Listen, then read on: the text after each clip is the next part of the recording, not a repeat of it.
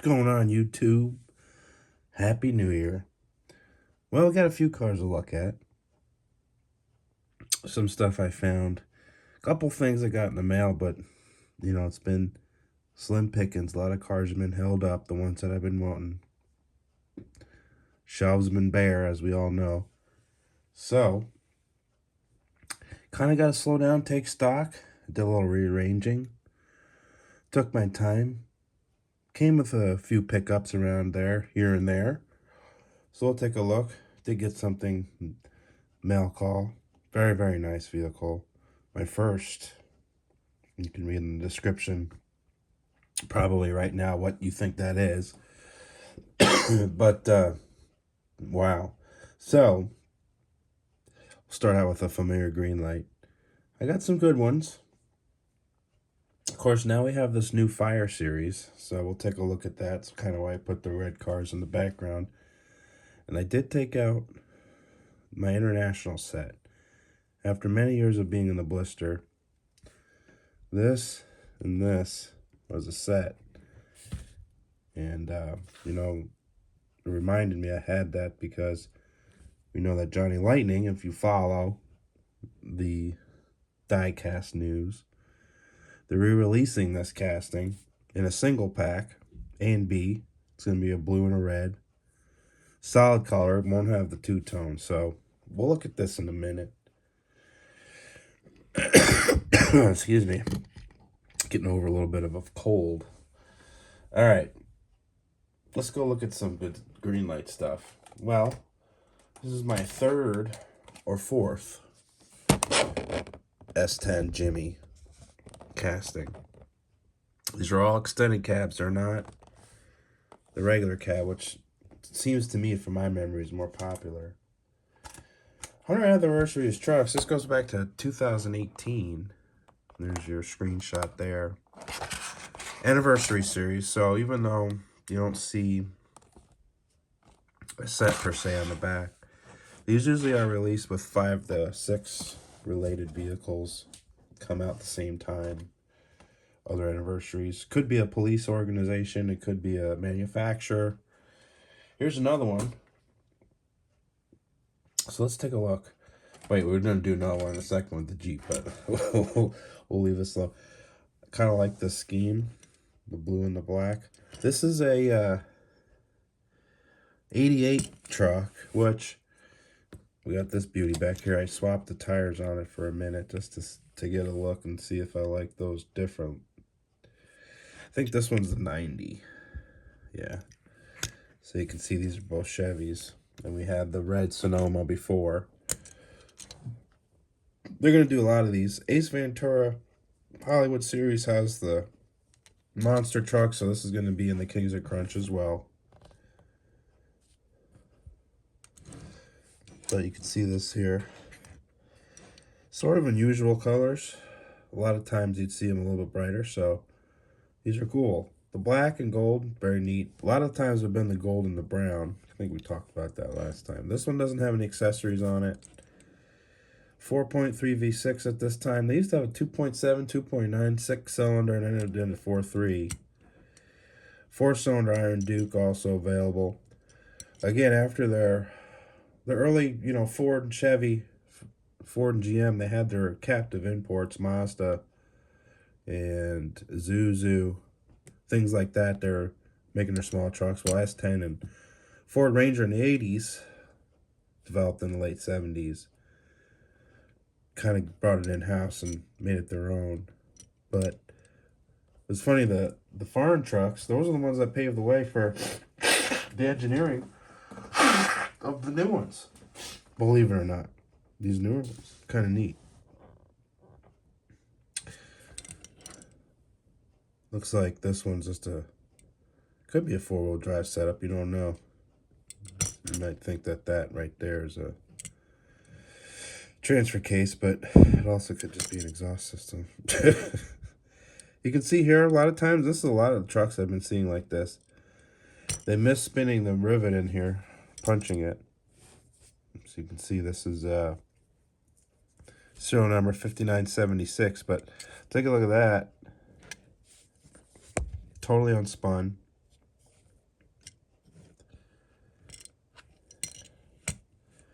And you can see,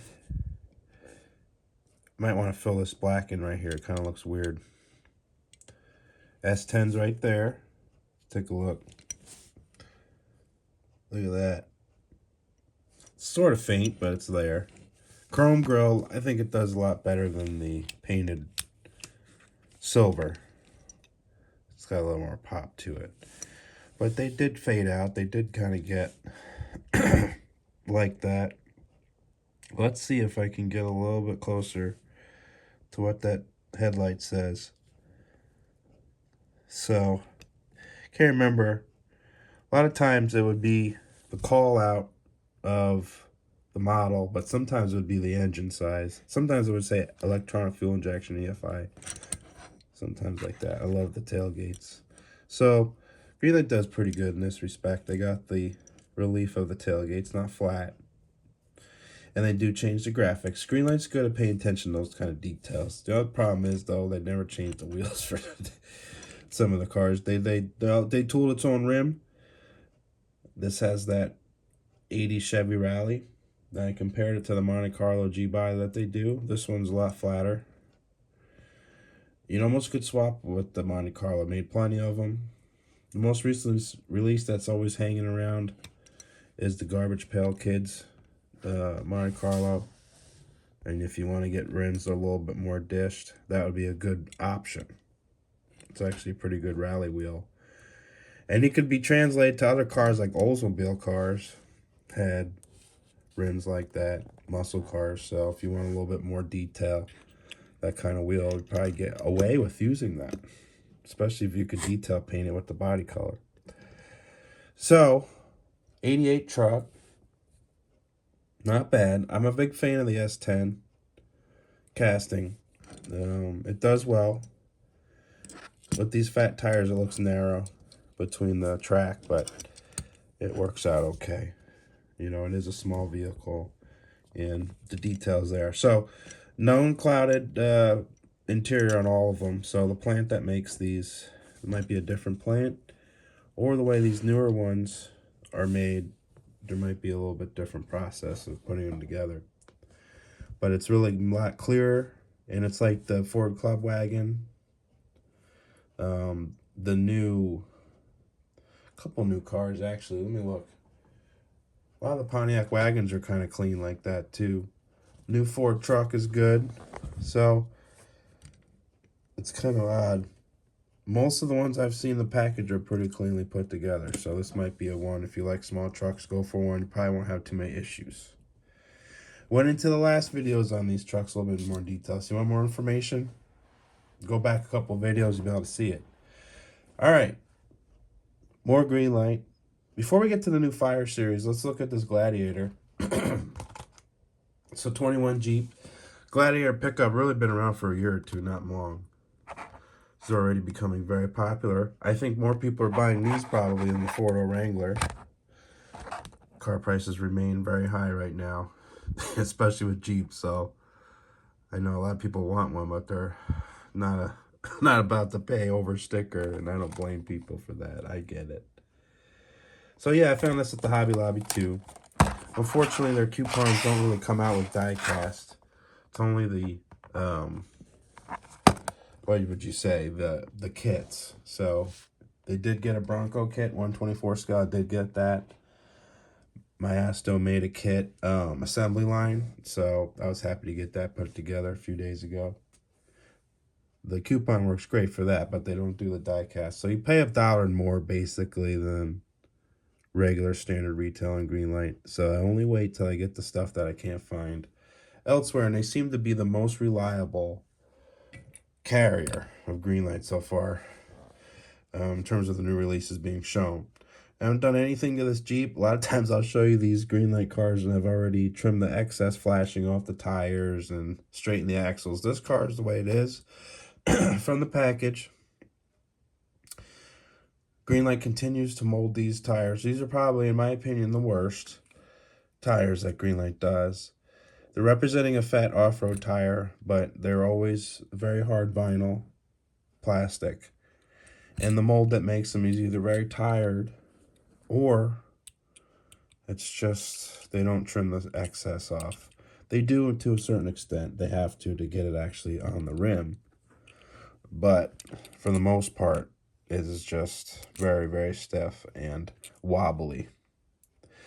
Greenlight's trademark engineering, where we have these holes pre-made for the lift kit. So they do have a bigger wheel and tire setup that's run on this. I'm looking for those now. Try not to get them for shipping because usually they'll come out eventually in stores. And they'll have the bigger off-road tires. Those tires you use on the Fall Guy truck, for instance, is going to be used on this with a lift. So this will look good with some aftermarket stuff, some maybe rear riders from Hot Wheels. So I will be altering it, but scale on this Jeep is really nice. We're going to be looking at the Auto World one in a little bit, and we'll compare them.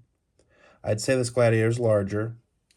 Doesn't have any issues with being, and I already lost the running board, so that's been a common complaint. I'll find that later. I think it's over there because I was looking at it over at the workbench because I was seeing if there's really any issues. So here it is. Right now it's pinned together there with a little bit of glue. That's kind of how Greenlight does it. It'll stay on for momentarily until you bump it. So that'll get glued up. I think I left it off originally because I was trying to decide if I wanted the running boards or not. Typically when I run off-road trucks, I don't really run running boards. You can see it here. I guess since it doesn't want to cooperate, and I really don't feel like gluing it on right now because I do not know if I'm going to keep them or not. But it gives you a good factory appearance with the running board attached. And it mates up with the fenders very well. A lot of people on Instagram have ripped these tops off. Basically, they don't come off like some of the Greenlight stuff does, where we have those K5 Blazers, we have the pickup truck caps, they're kind of loosely plied. That one's glued in. Now it's gloss, although I think they're trying to represent the fabric top. So that probably, if I was going to leave it, probably paint it flat black. I'm also debating whether to paint the fenders.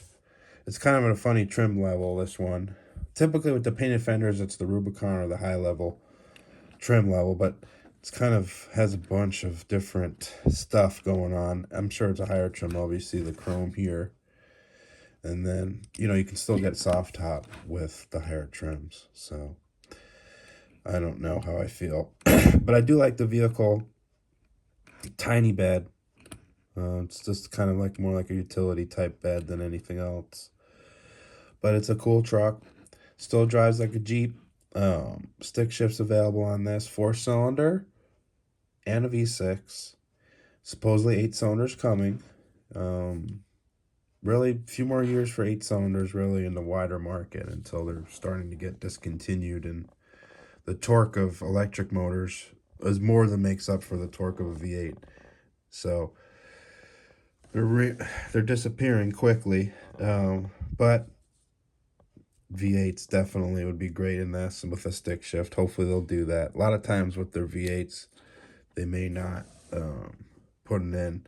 Matchbox version, I lifted and put some rims from a Hot Wheels product, which was actually their Gladiator. I love the bronze wheels. Always like bronze wheels on off-road trucks. So I fixed the stance on this Gladiator, and you can see between the two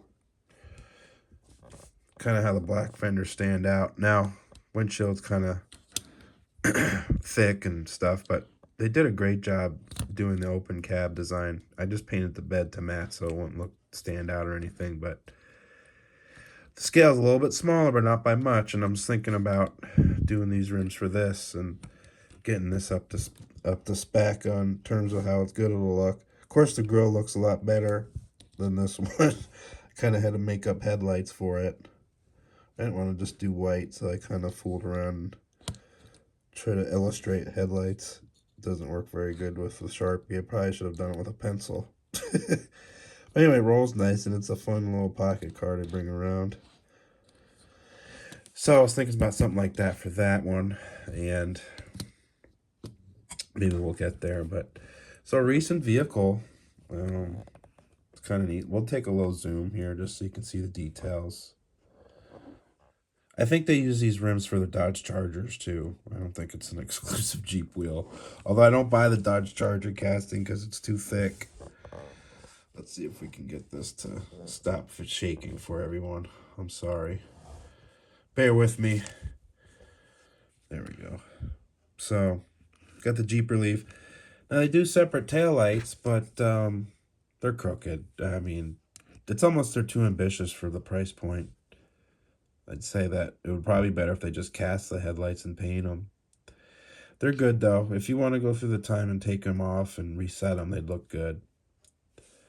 There is a lot of detail on the vehicle. It's just...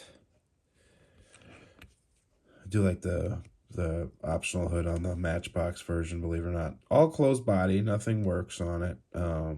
You can see this piece is separate, so they probably have that hood molded.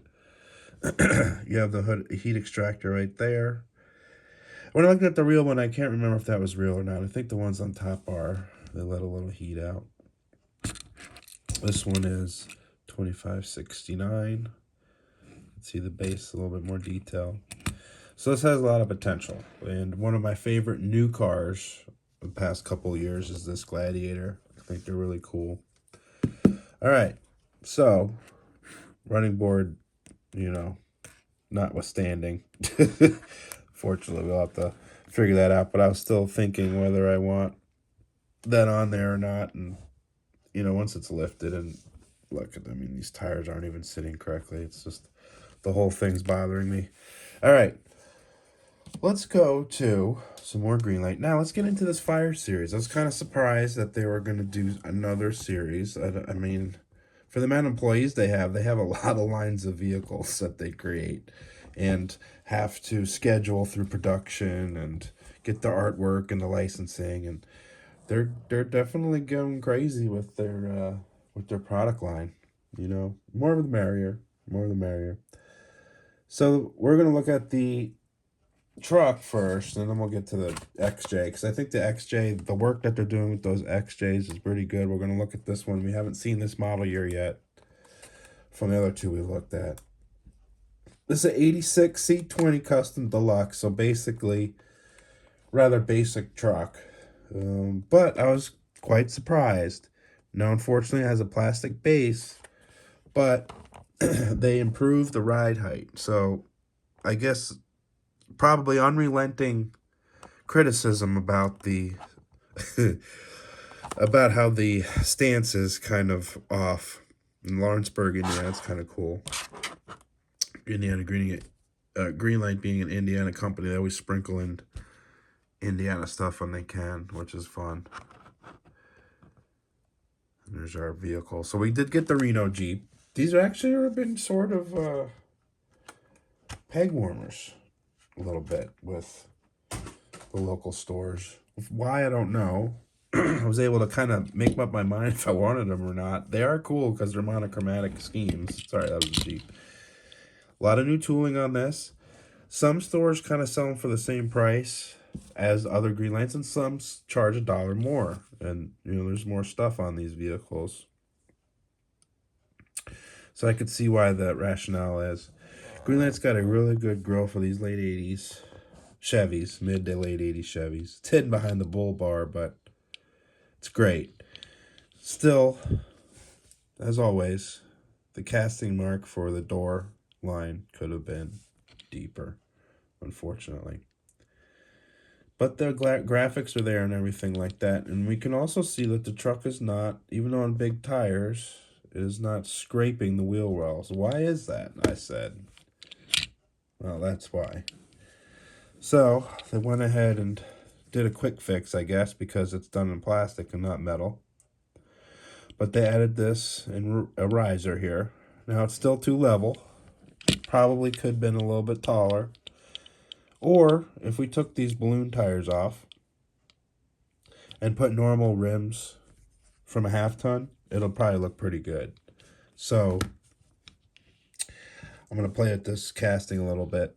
Maybe get some more of them, because the base might work well for trucks with stock rims. If we took something, let's say, from an Auto World rally rim. Although I do have some extra rally rims too. Something like that, or a Steely. I think would look really good with this truck. Standard issue Greenlight light bar, red, and look at this pump unit with the hoses. Or tank. Yeah, it's got pump. There you go. Pretty cool. All painted up. A lot of separate detail. It is hard plastic. It's not the rubbery plastic. Of course, you got your little motor. Little engine right there. Pump, tank, whole thing. Brush truck, right? You know, stuff like where you gotta go and put it out real quick. Pretty cool. So, very happy with this, actually. They also make one that's yellow and white roofed. Basically the same vehicle. Might get that for parts, but I like this one. That's kind of cool red. I think a lot of people like this truck. Probably would have had a 305, really. Not a 350, but maybe a 350. Four-wheel drive, of course, for a brush truck. Automatic trans, although a lot of the ones in the 80s, guys still knew what they're doing with the stick shifts, and they would put sticks in them. A little bit better gearing, too, when you're driving off-road. You don't have to ride the brakes as much, either, if you're going down a, steep grade. So, there we go. We looked at the body before. We've talked about that many times. I just wanted to highlight the awesome chassis. You want more information on the square bodies from Greenlight? Take a look at past videos. All right. Look at this. So, I was making my mind up about this, and as a former XJ owner 2 times, I have a soft spot for these. They're both amazing and have their weak points, but so does every car. It's a 90, so very cool. This was basically right after Chrysler bought out AMC, the final stakeholder in Jeep Corporation. And so they updated this vehicle slowly, and then by 91, 92, it was basically all Chrysler fuel management and some other things going on, but the basic design from AMC was still there. Really, really good casting. We've talked about it. It's got the steel rims. They have a good dish to them. They use a smaller gauge tire, off-road tire, than this tire, but it's the same type of pattern. It's just on a smaller size. These seem to work out a lot better than these guys do, or these guys that are talked about on this one. Those usually have some issues. Let's take a look. Pretty cool. Now, by this time, Jeep had a dedicated police or a fleet XJ. They did have a police one for like 1 or 2 years. It was one of the fastest vehicles that the police would test year to year around their testing facility, their test track. Jeep was light, didn't have a V8 in it, but it also was a lot lighter.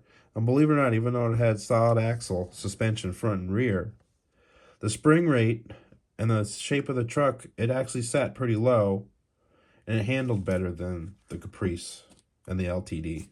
So it's kind of neat. So these are quick. Brakes are strong. Again, very light body. Really, the heavy stuff on this vehicle was the drivetrain, because it used basically pickup truck components on a unit construction, like basically like a car frame. Now, it did promote that, it did have towing capacity and a ruggedness, because even though it was a unit construction, from the naked eye, if you looked under it, you'd have big, long channels here, which look like frame pieces. And for all intents and purposes, they were. They made them quite big. Leaf spring suspension in the back, coil spring in the front, the trailing arms in the front, and then we had leaves back there.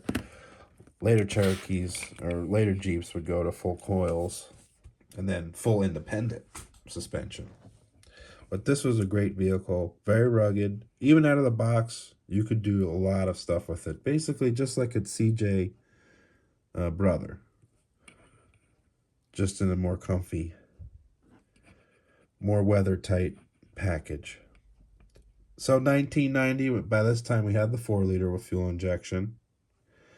We had a 5-speed transmission. We also had a 3-speed. I think it was a 3 or 4-speed automatic at this time as well. 4-cylinder and 6-cylinder was optional. I think it was a 2.5-liter. Basically looked like the same engine as the 6-cylinder. It was just 2 cylinders chopped off. basically looked the same. Very easy to source parts, and they had a bunch of different engines through the time periods. Went from Reno systems with the fuel injection to Chevy V6. A GM V6 was in it. Iron Duke 4-cylinder. I think they had an Iron Duke in it at some point. But they also had Chrysler AMC 4-cylinder. Someone correct me on the bottom there. I think it was all Chrysler or AMC in the beginning. So yeah, there it is. I think it's pretty cool. Reno Fire Department, who knows who drove these and if it was real. I'm sure it was. They got a great grill, by the way. Grill's awesome. So, very cool Jeep. Now, we're going to get into Auto World Johnny Lightning. Some really exciting stuff. Stuff I forget about. Johnny Lightning actually is coming up. Just like last time when we looked at the Mazda, the rotary car. I believe we did. If we didn't, we'll look at it next time. Let's look at these cars. These are Mustang SVOs, and they're just incredible. So this is part of the Auto World catalog that they're switching over to Johnny Lightning.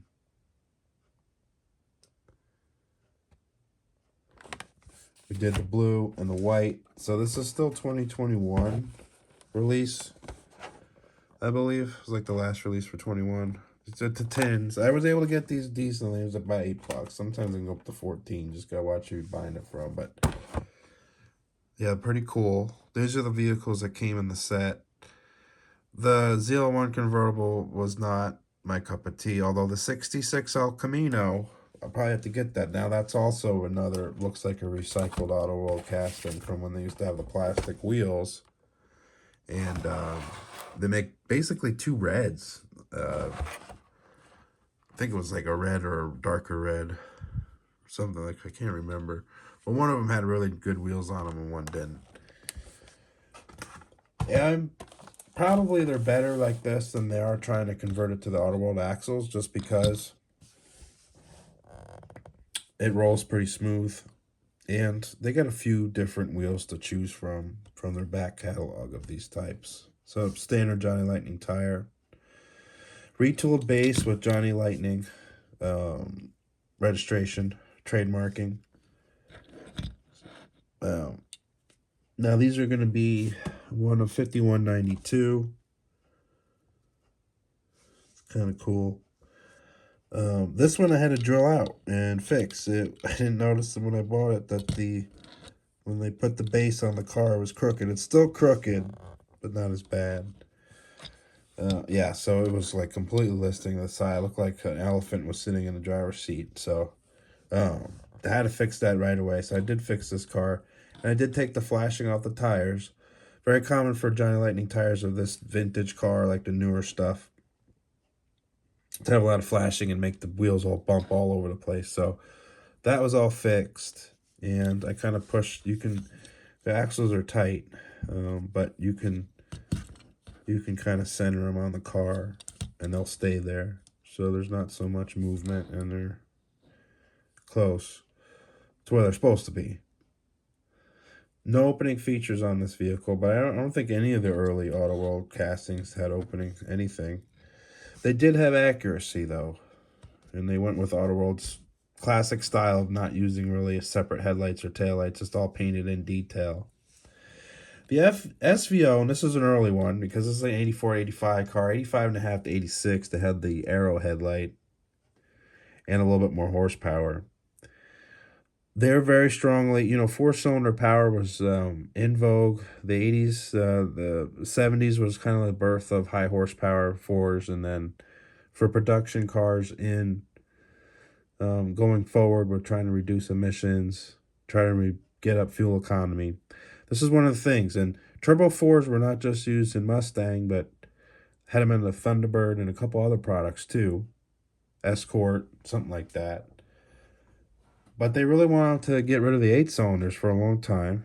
And problem was, this car was much more expensive than the regular V8 and not much more horsepower, if anything. Close, really. But what you were getting was a lot more car. Had a 5-lug hub. Why? Because it took the Lincoln Mark 7 brakes. So I had 4-wheel disc brakes, where Fox body with the 8-cylinder and the other stuff that wasn't SVO, you know, had drums, 4 lugs, old school stuff from the Mustang too. This car is pretty cool. Turbo intercooled 2.3 Ford, 4-cylinder, 175, 205 horse, and it was a good car. You can tune that motor pretty good, get this car moving. Definitely had a better handling. When I had my Fox body, I took an SVO steering wheel and put it in mine because it's very nice 3-spoke wheel. Looks like a Momo steering wheel, really. But we got white and blue. Really cool car. Had its own unique spoiler. Basically a fastback Mustang. Trim was a lot smaller. Again, we had the 5-lug wheels. Big disc, 16-inch. So it was kind of big back then for that. Its own hood. Own seats. They had Recaro seats. It had its own pedal box. So heel toe shifting was a little bit different in this car. Hurst did the short throw design for the T5 5-speed. 345 and 373 gear was available. And the 373 gear was the later cars. And it was, the taillights were so great, they used it on a 93 Cobra. So, pretty cool. Let's take a zoom. So it's a great product, and it's not one of Johnny Lightning's castings. So there's not a lot of issues with being out of scale or proportion. Car ride's a little tall, but not enough to really ruin my experience with it. It's got the real seats in there. It's got the steering wheel, as you can see. So everything's there. Very excited to have this car. Special Vehicle Operations, SVO, which went back into SVT, Special Vehicle Team, when, you know, it evolved into that. There was a lot of fight within Ford to get their performance brands out. This was the SVO was kind of the first genesis of that, and then SVT, and now the RS and ST cars that are out now, and the Shelbys and everything else like that, Cobras. So this is a great car. Only about, I think, under 10,000 total. And it was only done from 84 to 86 just because of the pressure of the 8-cylinder was so much cheaper. And again, it was a muscle car, and it was fighting the demographic that it was set in. It wasn't a European car, even though it could have been. They used the 2.3 and all that stuff on the Sierra Cosworth and XR4i and all those cars. This was trying to borrow from that a little bit. But again, once you went to the multi-port fuel injection in 1986, you had 225 horse, a lot more torque, and 4-lug or 5-lug. It really didn't matter too much. I mean, the car was probably a much more thousands of dollars than even a GT car was, Mustang. So, kind of spelled its own doom. All right, I could go on a lot. I'm a Fox body guy, so it is what it is. All right, so there's these cars here. We'll let them kind of chill over there. Looks like they're ready for the show. We're going to do some real quick Auto World. Check this bad boy out. So I did break, finally. I kept saying to everybody that didn't like the wheels on this thing because, well, they used the truck wheels, so wasn't a favorite of mine, but I did like the accessories, and it mimics what the Miho exclusives did when they did their releases a few months ago. So Auto did a wide release, have the roof rack and the accessories and the tires. They don't lift the vehicle, so tires still scrape on the fenders. They sit a little too inboard of the fenders, so to my eye, that all needs to be corrected. Although I did get the black, not the fluorescent yellow one. We got that wedge-shaped situation going on here where it's not straight, but it's kind of cool in the flat, or the graphite black. It's kind of cool. And you have your 3.6 liter V6. This is the previous generation JK Jeep. And then there is our information again if you need to look at it. And I did find one of the 83s. the newer ones. And, well, no, actually, I found this one that we were looking for with the red stripe. I was looking for this, wanted it, couldn't find it, and then they kind of had boxes that were sitting in a couple of stores. They put them out, and I was able to get a few of them. So there it is. It's finally in the collection. So really all I'm missing now is the red one from the 83. And pretty much up to date on these. Really wanted this one. This is one of my favorite color schemes with the black stripe. We saw plenty of these trucks growing up, especially this color scheme. And it's a favorite of mine, so I'm glad that I was able to find it. This one's a little dusty. Has been out for a minute, but glad to show this one off. We've talked about these trucks before, and I put my spacers on it, as you can see. So we don't have issues with our back spacing, which just looks terrible when it's moving all over the place. All right, so the last vehicle I want to look at is a very special one. INNO64, Toyota Land Cruisers to FJ60 series. This is basically the truck that went from 1980 to 87, or no, 1990. Sorry, I think 91 was the round one. So we're going to take a look at this vehicle. World ride car. Everybody is familiar with this. This was released in all the markets around the world pretty much. Diesel, left-hand drive, right-hand drive, gas, stick shift. Ones that we were familiar with here in the States, 6-cylinder cars, stick and automatic, basically brought the luxury SUV to Toyota to America. They had their rugged one, the FJ40, but this one was more of a upscale, comfortable, rugged SUV. We had Range Rover, and then we had this. Terribly slow, extremely slow vehicle. Even with the big six, it's just the way the gearing was and the way that motor breathes, it just is slow. Going all the way up until they finally put 8 V8s in them. I mean, anytime they were inline six is extremely slow. The diesel is probably even worse. But the car would run forever. Unfortunately, when the first round of people had these, a lot of them let them rust out. And let them go. They were kind of just a regular vehicle back then, but basically for the past 15 years, they have been just a monumental vehicle to collect. Everybody loves them. All the generations of them. Anything worth saving brings big money. And they're great. They're just really nice vehicles. They're very comfortable. You can re-engine them, or you can just live with what they come with. I mean, if you put the inline six in there and you get the later 88 and newer fuel-injected ones, they're pretty much bulletproof. They're just really slow. Probably get the stick shift just for something to do. I don't think the car would go any faster, but at least you'd be participating in the slowness yourself. INNO64's got some really great details. Some of the cars that are lowered, the race cars, I guess they don't roll very good, but I took a chance on the four-wheel drive truck because I would say hopefully the tires weren't rubbing anywhere, you know. Metal base like Mini GT, screw construction like Mini GT. But this is where the details, and it took me a minute to look through this to really see the difference between a $10 to a $15 car from to an $18 to a $24 1/64th car. And there's a big difference.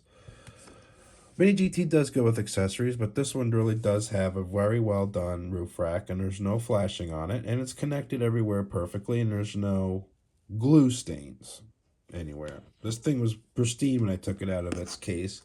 We'll look at the packaging in a second. The mirrors are stiff. They're not rubber. But they're good, and they're not crooked. They have the foil on them for the mirror. Window surround has its own trim.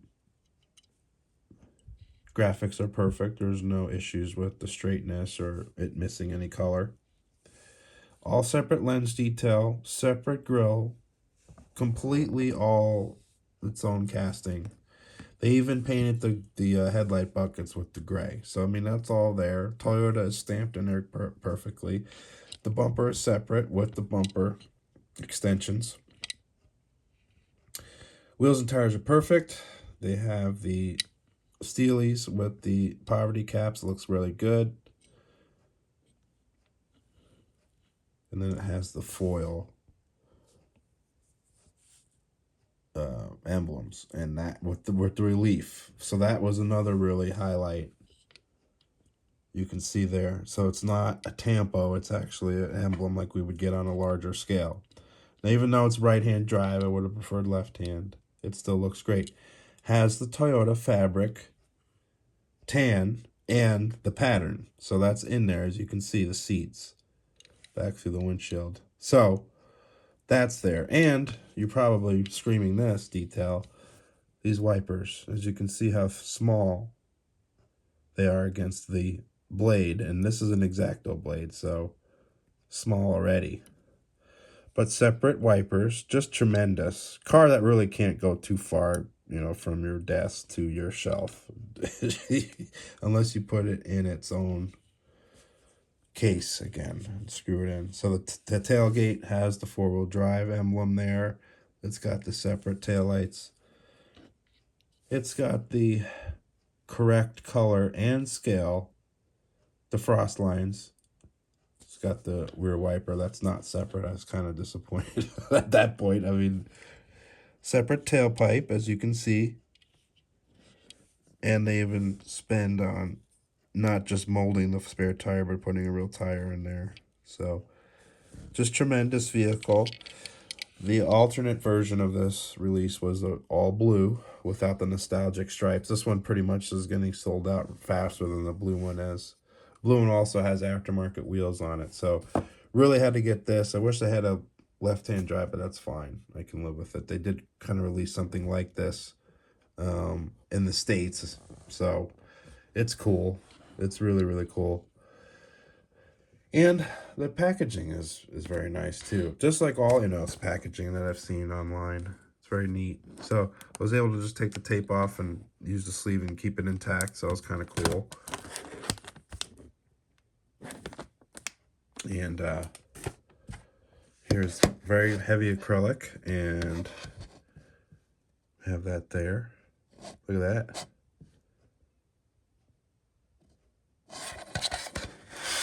So, looked at some vehicles. Probably had a long video, but we haven't spoken in a while, so I want to get everybody caught up. And yes, there is my tractor. I don't have too many of them, but this was actually a very nice Ertl set. And Johnny Lightning International Scout, which one of my favorite vehicles. So, yep, came out of the blister. I decided to take it out. I wonder if I can get this open before we, yeah. So hopefully it would have been, I think International had the 340. Driven these vehicles, I love them. They're just turned fantastic.